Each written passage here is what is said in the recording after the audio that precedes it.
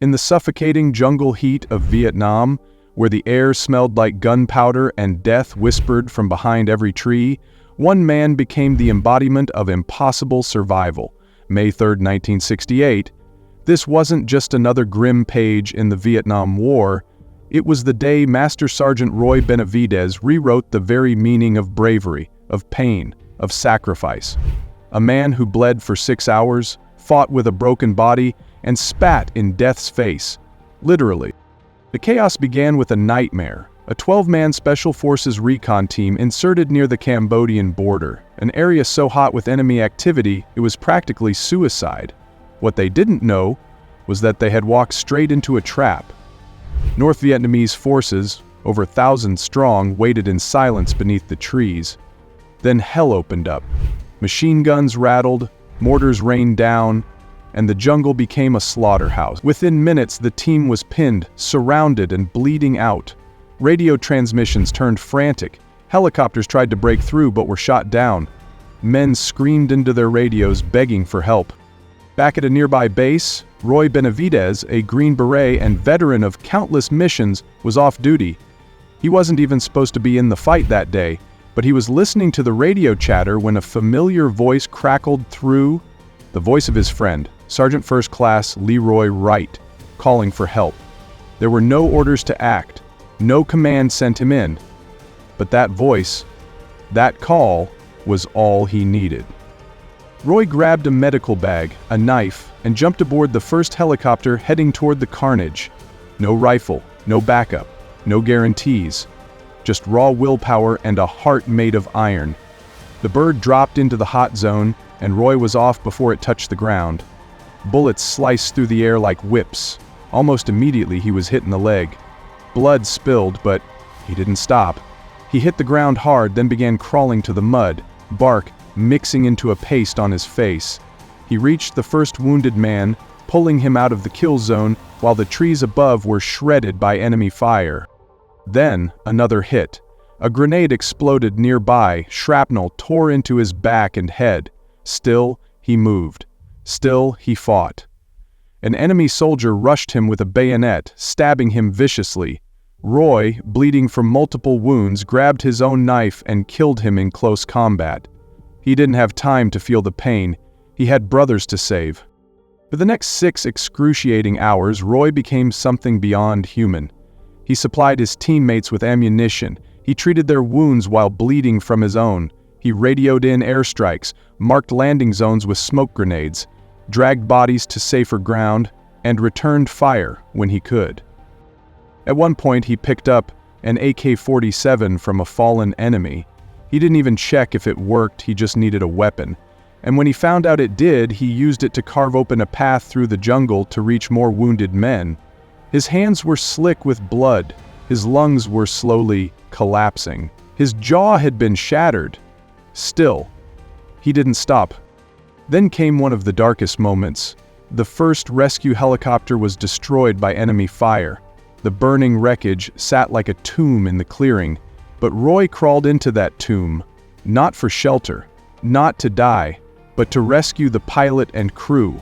He dragged their broken bodies out of the flames, shielding them with his own, and brought them to the fallback LZ. Each trip back into the line of fire drained him, but each time, he returned. When there was no more strength to walk, he crawled. When his voice gave out, he used his fingers to signal. When he was blind from blood in his eyes, he listened. He felt his way toward the wounded. By the time the final evacuation bird arrived, Roy was a mass of bullet holes, burns, stab wounds, and shrapnel. He loaded the last of the wounded onto the helicopter, pushed their bodies onto the floor, then collapsed beside them, his vision gone, his breath shallow, his body cold, his heartbeat fading. Medics thought he was dead. They laid him with the corpses, no pulse, no response. They zipped him into a body bag. A doctor began tagging his toe for the morgue when Roy did something that would become legend. He spit blood in the medic's face. That small act of rebellion, that final flicker of life, was his way of saying, "I'm not done yet." Doctors rushed him to surgery. Over the next year, he underwent more than 30 surgeries. At one point, he was told he'd never walk again. The doctors clearly didn't understand who they were dealing with. Roy Benavidez didn't just walk again. He stood tall in 1981 as President Ronald Reagan placed the Medal of Honor around his neck. Reagan paused while reading the citation, looked at the crowd and said, "If the story of his heroism were a movie script, you wouldn't believe it." And he was right. Hollywood wouldn't have dared script something this raw, this gut-wrenching, this real. Roy's Medal of Honor wasn't just for bravery, it was for absolute bone-deep defiance of death, for choosing pain over surrender, for dragging 8 men out of hell on a broken body and still finding the strength to spit at death when it came knocking. But Roy's war didn't end in that jungle. After his recovery, he made it his mission to fight for those who couldn't. He spoke to Congress about the plight of forgotten POWs. He visited prisons, not to preach, but to inspire.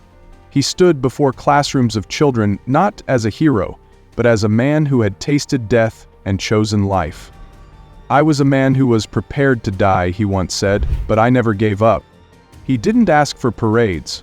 He didn't demand recognition. His battle scars were his medals. His silence was his statement. In 1988, Roy Benavidez died from complications related to the wounds he suffered that day in Vietnam. But he didn't go quietly. Even in death, he stood for something. Today his name is etched in stone at the Roy P. Benavidez Memorial in Texas, a man whose very existence is proof that strength isn't found in muscles, but in will. That sometimes, courage isn't the absence of fear, but the refusal to bow to it.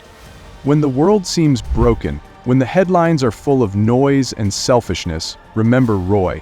Remember that 6 hours in a jungle, when one man with a knife and a heart of steel crawled through fire and refused to let death have the final word. They say heroes wear capes, Roy wore dog tags and scars. They say courage is loud. Roy's courage was quiet until it screamed through 6 hours of hell. He didn't do it for glory, he didn't do it for medals, he did it because his brothers were dying, and no man gets left behind.